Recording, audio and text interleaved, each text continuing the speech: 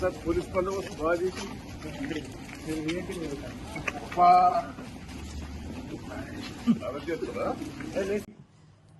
ఒక ఎస్టీ పిల్లగాళ్ళు ఇద్దరు ముగ్గురు కలిసి ఆర్జీ టీవీ అని పెట్టుకున్నారు.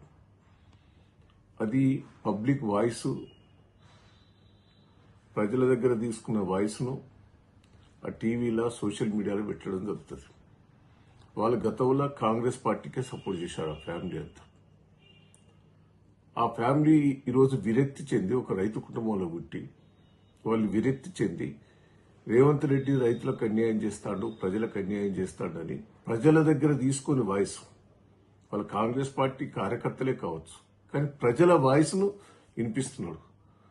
రేవంత్ రెడ్డి ఇచ్చిన హామీలన్నీ కూడా చేస్తలేరు అని ప్రజల దగ్గర తీసుకున్న వాయిస్ ను వాళ్ళ టీవీ ద్వారా సోషల్ మీడియా ద్వారా వినిపిస్తుంటే ఒక ఎస్టీ వ్యక్తిని రాత్రి 11 గంటలు పట్టుకొచ్చి 4:30 దాకా పోలీస్ స్టేషన్ నుంచి ఇప్పుడు సరెండర్ చేశారు. ఇది అన్యాయం, అక్రమం.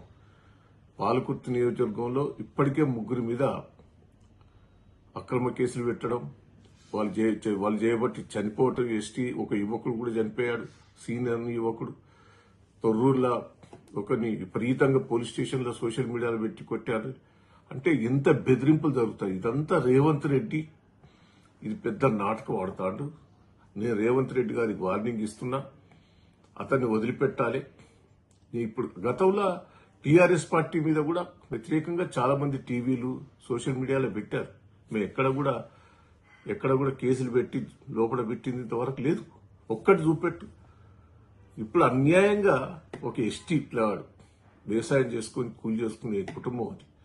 అసుంటి వ్యక్తిని తీసుకుపోయి రాత్రి 11 తీసుకుపోయి 4:30కు జనగాం కోర్టులో సరెండర్ చేసి అతన్ని ఇలా జైలుకు పంపించి ఇది అన్యాయం, అక్రమం. దయచేసి నేను ప్రభుత్వాన్ని విమర్శించాలని కాదు, మీరు చేసే అరాచకాలు మీరు ప్రజల దృష్టికి తీసుకొస్తాను. నేను అసుంటి వ్యక్తిని మీరు చెప్పేటి విని ప్రభుత్వం నిర్ణయాలు తీసుకోవాలి తప్ప ప్రజలు చెప్పే వాయిస్ ను అది తప్పుగా భావించి అతని మీద కేసు పెట్టి చేయడం అక్రమం. ఇమ్మీడియట్లీ కేసు విత్డ్రా చేసుకోవాలి, ఇమ్మీడియట్లీ విడుదల చేయాలనేదే నేను డిమాండ్ చేస్తున్నా. ఇది రాష్ట్ర లెవెల్లో, జిల్లా లెవెల్లో కూడా ఉద్యమం లేబడతామని కూడా ఈ సందర్భంగా తెలియజేస్తున్నాం. ఆ కుటుంబాన్ని అన్నిటిలో మేము ఆదుకుంటాం.